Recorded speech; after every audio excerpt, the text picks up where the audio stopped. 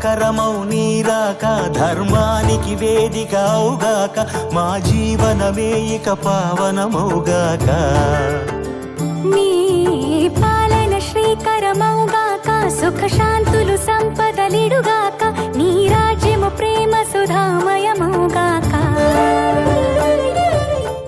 వైదేహీ సహితం సురద్రుమతలే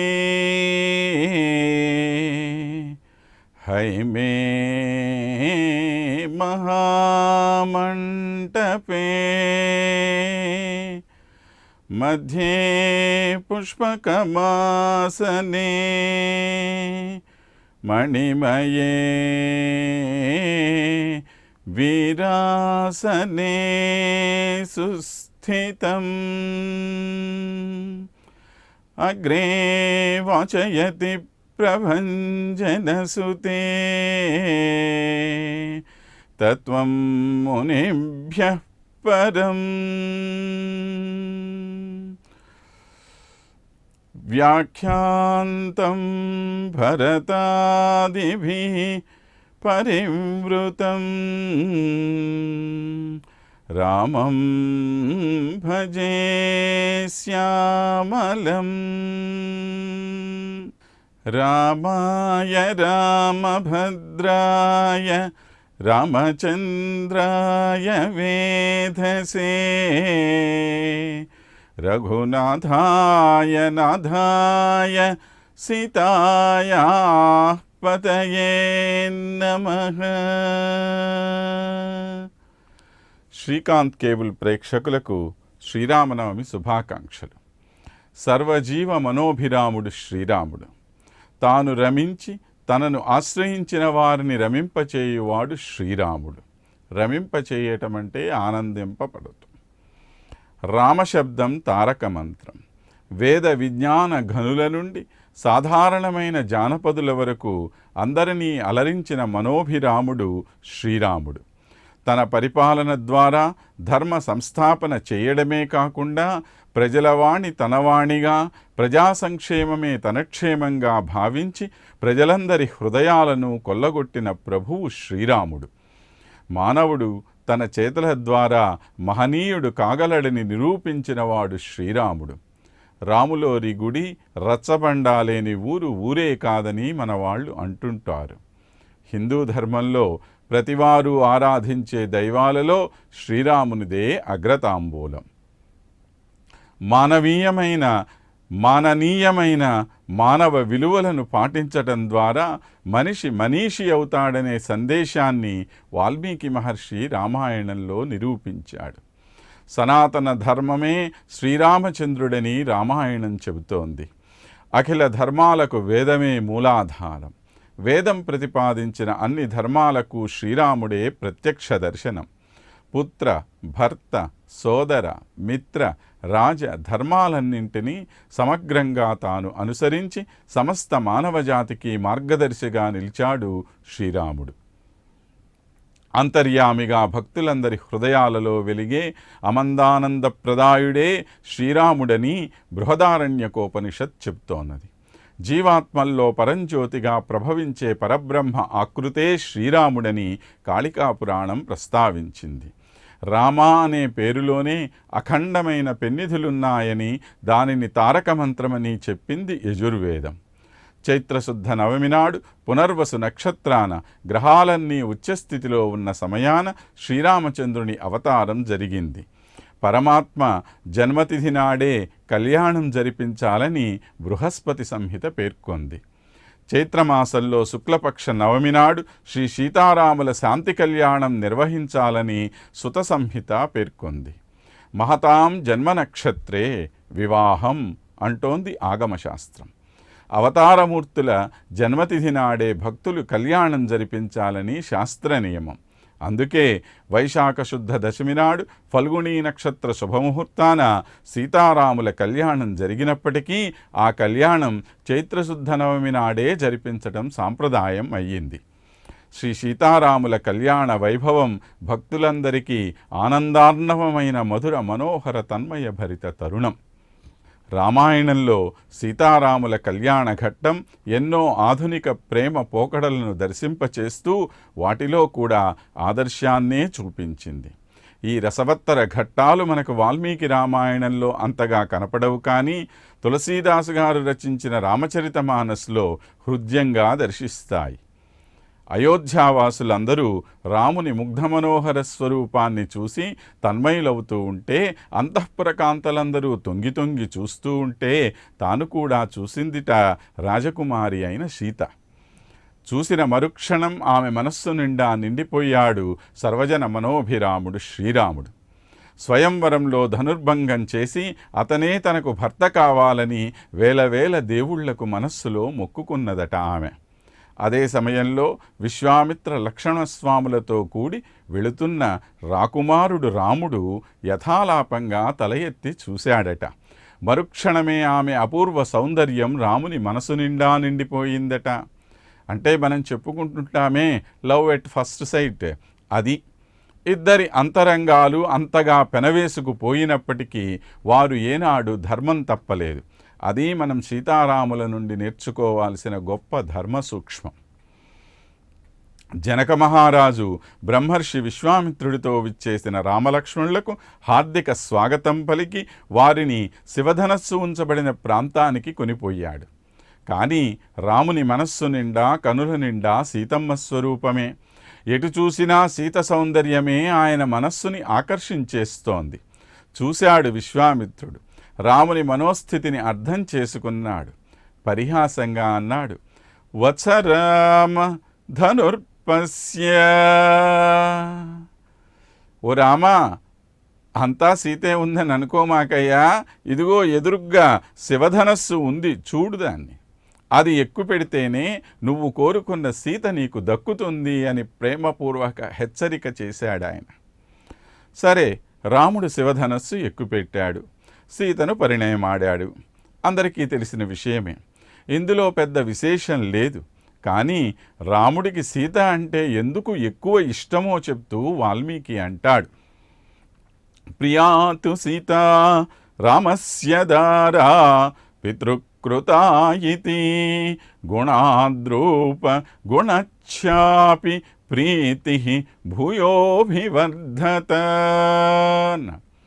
రాముడికి సీత అంటే ఎంత మనస్సులో ప్రేమ ఉన్నప్పటికీ తన తండ్రి గారి చేత ఇవ్వబడింది అని, అంటే పెద్దల చేత ఇవ్వబడినది అని ప్రేమ అన్నారే కానీ తాను కోరుకున్న ఇష్టసఖి అని కాదుట. అంతేకాదు, సీత కూడా రాముని తన రూపానికన్నా గుణముల చేతనే ఆకర్షించిందిట. తన మీద ప్రేమ కలిగేటట్లు చేసుకున్నదిట. ఇది మనం తెలుసుకోవలసిన నిత్య జీవిత సత్యం. ప్రేమ పేరుతో తల్లిదండ్రులను కుటుంబాన్ని వేరు చేసుకునేవారు కేవలం తమ అందానికి ఎదుటివారు పడిపోయారని భావించి జీవితాన్ని కోల్పోతున్నవారు బాగా తెలుసుకోవలసిన విషయమే మనకు రామాయణం చెబుతుంది. శివధనుర్భంగం అయ్యింది.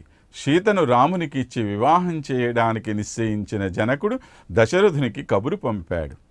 సపరివారంగా విచ్చేశాడు దశరథుడు. జనకుడు అన్నాడు దశరథునితో, ప్రతిగృహో దాతృవశః శృతం ఏతత్ మయా పురా యదా వక్ష్యసి ధర్మజ్ఞ తత్కరిష్యామహే వయం అని. అయ్యా, శివధనుర్భంగం అయినటువంటి విషయాన్ని తెలియచేసి నీ కుమారుడు నా కుమార్తెను పొందటానికి తగిన అర్హత సాధించాడు, ఇప్పుడు మీరు ఎలా చెప్తే అలా చేస్తాను అన్నాడు. ఎటువంటి గర్వము ఆయనకు లేదు. అంతే వినయంగా దశరథుడు అంటాడు, అయ్యయ్యో జనక, అలా అంటావేంటి? ఇచ్చేవాడు ఉంటే కదా పుచ్చుకునేవాడు ఉంటాడు. నువ్వు దాతవు, నేను పుచ్చుకునేవాడిని. నీ ఇష్ట ప్రకారమే కానివ్వమన్నాడు. ఇక్కడ జనకుని దశరథుని సంభాషణ గమనిస్తే ఏ వియ్యాల వారు కూడా తగాదాలు లేకుండా వివాహం జరుపుకోగలుగుతారు. వైశాఖ శుద్ధ దశమి ఉత్తర ఫల్గుణీ నక్షత్ర శుభముహూర్తాన వేదవేత్తలు నిర్ణయించిన శుభముహూర్తాన సీతారాముల కళ్యాణం జరిగింది. ఇద్దరి చేతులు కలిపి కన్యాదానం చేశాడు జనకుడు. కళ్యాణం అంటే వివాహం అని మనకు తెలుసు. ఈ వివాహం అనే మాట వి ప్లస్ వా ప్లస్ గణ్ అనే 3 అక్షరాల చేత ఏర్పడింది. దీనికి అర్థం విశిష్టమైన సమర్పణ అని. అందుకే వివాహంలో కన్యాదానం, పాణిగ్రహణం చాలా ప్రాముఖ్యత కలిగి ఉంటాయి. అలాంటి పాణిగ్రహణం చేయిస్తూ కన్యాదాత జనక మహారాజు చెప్పిన మాటలు చూడండి. ఇయం సీతా మమ సుత సహధర్మచరీతవ ప్రతీక్షచైనాం భద్రం తే పాణిగృహ్ణీష్వ పాణినా పతివ్రత మహాభాగా ఛాయా ఇవ అనుగత సదా. ఈ ఒక్క శ్లోకం అర్థం తెలుసుకుంటే సీతారాముల కళ్యాణ విశేషాలతో పాటు వైదిక వివాహ సంస్కారం మనకు ఏమి తెలుపుతుందో తెలుస్తుంది. మొట్టమొదటిగా ఏమన్నాడు జనకుడు? ఇయం సీత అన్నాడు. ఇదిగో రామా, ఈమె ముందే ఈమె సీత. ఎందుకని అంత ప్రత్యేకంగా చెప్పాలండి సీత గురించి అనంటే, నేను ఎంతో సుకుమారంగా, ఎంతో సంస్కారవంతంగా, ఎంతో అందమైన దానిగా ఈ అమ్మాయిని తయారు చేసి ఈమెని నీకు అర్పిస్తున్నాను అన్నాడు. అంతేకాదు, ఇయం సీత అనటంలో ఏమిటి మరొక ఉద్దేశ్యం? ఇదిగోనయ్యా, నువ్వు అనుకుంటున్నటువంటి సీత ఈమెను అని చెప్పాడు. ఈ ప్రపంచం అంతా కూడాను ఆ సీతామయమే అయిపోయింది మన రాముల వారికి. ఎక్కడ చూసినా కూడా అక్కడ ఈ సీతమ్మే కనపడుతున్నది ఆయనకు. అలాంటి సందర్భంలో, అయ్యా నీ కళ్ళు మిరిమిట్లు కొలిపోయేమో మా సీతమ్మ యొక్క సౌందర్యాన్ని చూసి, ఆ సీత ఎక్కడుందా అని చెప్పి వెతుక్కుంటున్నావేమో, ఇదిగో ఆ సీత ఇక్కడే ఉన్నది అని చెప్పి తన కుమార్తె అయినటువంటి సీతని చూపించాడు శ్రీరామచంద్రుడికి. మమ సుత అన్నాడు. తరువాత ఎలాంటిది ఈమె అంటే, నా యొక్క కుమార్తె అంటున్నాడు. ఏమిటి నా యొక్క కుమార్తె అని చెప్పడంలో ఉద్దేశ్యం? ఇదిగో ఈమె జనక వంశంలో పుట్టినటువంటిది. జనక వంశంలో పుట్టినటువంటి అమ్మాయి ఎంత సంస్కారవంతురాల్లో మనకు తెలియాలి. కాబట్టి ఇంత సంస్కారవంతురాలిగా ఈ కుమార్తెను నేను తయారు చేశానయ్యా. ఆమె ఇంత సంస్కారవంతురాలు అయిన తరువాత నీకు భార్య అయ్యేటువంటి ఒక యోగ్యతని సంపాదించుకున్నది. కేవలం నా కుమార్తె అని నేను గొప్ప చెప్పుకోవటం కాదు, సహధర్మచరీతవ అన్నాడు. ఈమె ఎలాంటిది అనంటే, నీకు సహధర్మిణిగా ఉంటుంది. సహధర్మిణి అంటే ఏమిటి అర్థం? ఆయన యొక్క ధర్మం ఏదైతే ఉందో ఆ ధర్మానికి అనుగుణమైనటువంటి ధర్మం తాను కలిగి ఉండటాన్ని సహధర్మిణి అంటారు. ఏమిటి రాముడి యొక్క ధర్మము? రామాయణం అంతా మనం పరికించి చూస్తే రామునికి ఒకటే ఒక ధర్మం ఉంది. శరణాగత వత్సలుడైనటువంటి వాడు రాముడు. ఎవరైనా సరే, ఎలాంటి ద్రోహి అయినా సరే, ఎంత నీచుడైనా సరే, ఎలాంటి రాక్షసుడైనా సరే వచ్చి ఒకసారి ఆయన్ని మహాప్రభో శరణు అంటే వాడిని రక్షించటమే తన యొక్క ధర్మంగా పెట్టుకున్నటువంటి వాడు శ్రీరామచంద్రుడు. రామాయణంలో చూడండి ఎంతమందికి శరణు ఇచ్చాడో ఆ మహానుభావుడు. ఆఖరికి రావణాసురుడికి కూడా శరణు ఇవ్వాలి అని పరితపించాడు. అలాంటి గొప్ప సంస్కారం కలిగినటువంటి వాడు శ్రీరాముడు. మరి ఆయన ఇంత గొప్ప శరణాగత వత్సలుడైతే ఈమె యొక్క ధర్మం ఎలాంటిది? వాళ్ళల్లో ఏదన్నా ఎక్కడన్నా ఒక చిన్న లోపమున్నా, అరే మన పిల్లవాడేలేండి, వాడు తప్పు చేయకపోతే ఎవరు తప్పు చేస్తారు, పిల్లలు తప్పు చేయకుండా ఉంటారా అని తల్లి చెప్తుంది కదా. అలాగా మన గురించి మనలో ఉన్నటువంటి తప్పులని కూడా లెక్క చేయకుండా మన మీద కొంత దయ చూపించమని చెప్పేటువంటి తల్లి ఈ సీతమ్మ. కాబట్టి నీకు నీ యొక్క ధర్మానికి అనుగుణమైనటువంటి ఆమెగా ఈమె ఉంటుంది. ఇది భార్య యొక్క లక్షణం. భర్త యొక్క మనోభీష్టానికి అనుగుణమైనటువంటి ప్రవర్తన కలిగి ఉండటం భార్య యొక్క ధర్మం. కాబట్టి నీ యొక్క అభిరుచులకి అనుగుణంగా ఉండేటువంటి ఆమె ఈమె అని చెప్పి సహధర్మచరీతవా అన్నాడు. ప్రతీక్షచైనాం అంటున్నాడు. ఇదిగో నేను ఇస్తున్నాను అల్లా, నువ్వు తీసేసుకోవయ్యా ఈమెని అంటున్నాడు. ఇవ్వటానికి నేనెవరయ్యా? వీళ్ళిద్దరూ ఏమన్నా ఎటువంటి సంబంధము లేనటువంటి వాళ్ళ? నిత్యానపానిని అయినటువంటి లక్ష్మీదేవి స్వరూపమే ఈమె. భగవంతుని యొక్క వక్షస్థలమందు నిత్యము ఆవాసముండేటువంటి తల్లి ఆమె. కనుక ఈమెని నేనివ్వటం ఏమిటి, ఇవ్వటానికి నాకేమిటి హక్కు ఉంది కనుక ఇక్కడ ఇవ్వచ్చు ఇవ్వకపోవచ్చు అనేటువంటి ఒక పద్ధతి ఏమీ లేదు. అక్కడ తీసుకోవడానికి నీకు అన్ని రకాలైనటువంటి హక్కులు ఉన్నాయి, కాబట్టి నువ్వు తీసేసుకోవయ్యా అన్నాడు. అలా ఈమెను తీసుకో, స్వీకరించు అని చెప్పాడు. పతివ్రత మహాభాగా అన్నాడు. నిరంతరము నీ యొక్క మనస్సుకి అనుగుణమైనటువంటి ప్రవర్తన చేసేటువంటిది ఆమె అని చెప్పి సీత యొక్క ఔన్నత్యాన్ని ఒకవైపు తెలియచేస్తూనే ఆమె కన్నా గొప్పవాడైనటువంటి వాడు శ్రీరాముడు అని చెప్తూ ఆయనకి ఇదిగో ఈ కన్యాదానం చేశాడు. ఇది మన వైదికమైనటువంటి వివాహ సంస్కార విధి. సీతారాముల కళ్యాణం కేవలం ఇద్దరు వ్యక్తుల కళ్యాణం కాదు, ఇందులోని అంతరార్థం తెలుసుకోవాలి మనం. ఇది ఆత్మ పరమాత్మల సంబంధాన్ని తెలియచేస్తుంది. ఈ శరీరమే ఒక క్షేత్రం. క్షేత్రం అంటే నేల. ఈ నేలను పై నుండి చూడటం కాక లోనుండి దున్నితే ఆ నాగటి చాలులో నుండి బయలువెడలేదే మన ఆత్మ. ఆ ఆత్మస్వరూపిణియే సీత. ఆమె దొరికింది ఆ నాగటి చాలులో కదండి. పరమాత్మ మరొక వైపు. వీరు ధనస్సుకు ఉండే రెండు కొనల వంటి వారు. వీళ్ళిద్దరినీ కలిపే అల్లెత్రాటు ఉకారం వంటిది. పరమాత్మ అకారమైతే జీవాత్మ మకారం. ఇప్పుడు అకార ఉకార మకారములు కలిసి ఓంకారం అవుతాయి. ఆ ఓంకారానికి గుర్తే ధనస్సు. ఆ ఓంకారం ఒదిగి ఉండేది ఒక్క పరమాత్మకే. అందుకే ఆ ధనస్సు ఒక్క శ్రీరాముని చేతనే వంచబడింది, ఇతరులకు అసాధ్యమది. ఇప్పుడు జీవాత్మ పరమాత్మలు ఏకమైనాయి. ప్రణవార్థాన్ని తెలుసుకొని ఆత్మస్వరూపం ప్రకాశిస్తుంది, పరమాత్మను చేరి రమిస్తుంది, ఆనందిస్తుంది. ఇది చెప్పింది వేదం, చూపింది రామాయణం. అందుకే ఇది వేదోపబృంహణం అన్నారు. అదే కళ్యాణం, అదే శుభకరం. అందుకే సీతారాముల కళ్యాణం జగత్ కళ్యాణ కారకం. రాముడు నీలమేఘశ్యాముడు. నీలం రంగు ఆకాశానికి ప్రతీక. సీత భూగర్భజాత, అంటే భూమికి నేలకు మట్టికి ప్రతీక అయినటువంటి ఆమె. పృథివీ అప్ తేజస్ వాయు ఆకాశములనే పంచభూతములలో మొదటిదైన భూమి, చివరైనటువంటి ఆకాశం కలవటమే పూర్ణత్వం. అదే సీతారాముల కలయికకు చిహ్నం.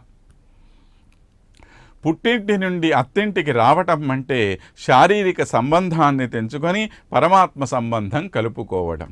అలా వచ్చిన స్త్రీ తన భర్తకు సహచారిణిగా ఉండాలి. అత్తింటికి అన్ని శుభాలు కలిగేలా ప్రవర్తించాలి. భర్తను నీడలా అనుసరించాలి. ఇలాంటి మహోన్నతమైన జాగ్రత్తలు సూచనలు చెబుతూ అత్తవారింటికి సాగనంపాలి. మగవాడు ఎంత గొప్పవాడైనప్పటికీ ఇంట్లో ఉండే స్త్రీ సాహచర్యం సరిగ్గా లేకపోతే వాడి గొప్పతనం అంతా వృధాయే. రామాయణంలో రాముడు గొప్పవాడిగా కీర్తింపబడ్డాడు అంటే అందుకు ప్రధాన కారణం సీత. ఆమె ఆయనకు ఇచ్చిన తోడ్పాటు. ఒక్కసారి ఊహించుకోండి, రాముడితో పాటు సీత అరణ్యాలకు పోకపోయినా, అత్తమామల మాటను ఎదురు తిరిగినా అసలు రామాయణం ఉండేదా? రాముడు ఉండేవాడా?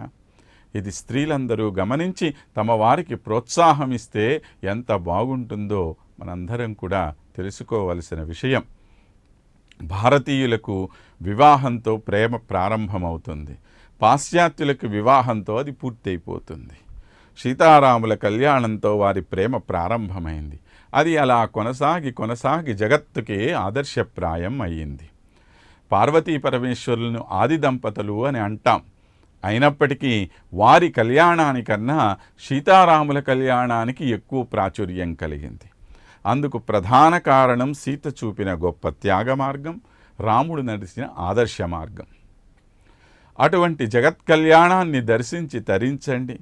సాధారణమైన వివాహాల్లో మాంగళ్యం తంతునానేనా మమ జీవన హేతునా కంఠే బధ్నామి శుభగే త్వం జీవ శరదశతం అని అంటాం. కానీ ఇటువంటి అవతారమూర్తుల వివాహంలో మాంగళ్యం తంతునానేనా లోకరక్షణ హేతునా అనే చదువుతాం. అంటే సీతారాముల కళ్యాణం మనందరి శుభం కోసం జరిగేది అని తెలుసుకోవాలి.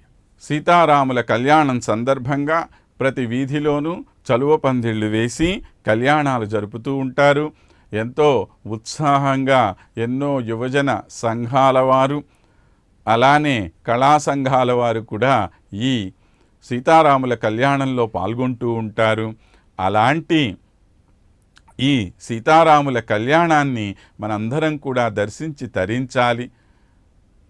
ఈ సీతారాముల కళ్యాణం జరిగేటప్పుడు వడపప్పు, పానకం ప్రసాదంగా ఇస్తూ ఉంటారు, మనందరం చూస్తూనే ఉంటాం. ఈ మండు వేసవిలో ఇవి రెండూ కూడాను మన శరీరానికి ఎంతో శీతలత్వాన్ని చేకూర్చేటువంటివి. అంటే మనం తీసుకునేటువంటి ప్రసాదం కూడా ఎంతో శాస్త్రయుక్తమైనటువంటి ప్రసాదంగా మన వాళ్ళు భావన చేసి ఇచ్చారు. అలానే ప్రతి చోట చలివేంద్రాలు ఏర్పాటు చేసి దాహార్తులైనటువంటి వాళ్ళకి మంచినీరు అందివ్వటం, మజ్జిగ అందివ్వటం మనందరం చేయదగినటువంటి ఒక మంచి పని. కేవలం వైభోగాన్ని చూసుకొని ఏదో ఆనందపడిపోయి పోవటమే కాకుండా సమాజానికి పనికొచ్చేటువంటి కొన్ని పనులు చేయటం ద్వారా కూడా మనం ఆ భగవంతుని యొక్క ప్రీతికి పాత్రులమవుతాము అనేటువంటి విషయం మనందరం కూడాను తెలుసుకొని ఆ శ్రీరామ ప్రభువుకి, ఆ సీతమ్మ తల్లికి ఒక్కసారి నమోవాకాలు తెలియచేసుకుంటూ సెలవు తీసుకుందాం.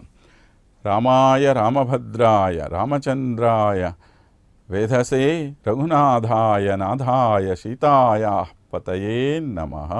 జగదానందకారక జయ జానకి ప్రాణనాయక శుభ స్వాగతం ప్రియ పరిపాలక. మంగళకరమౌ నీరాక ధర్మానికి వేదిక అవుగాక మా జీవనమే ఇక పావనమౌగాక. నీ పాలన శ్రీకరమౌగాక సుఖ శాంతులు సంపదలిడుగాక నీ రాజ్యము ప్రేమ సుధామయ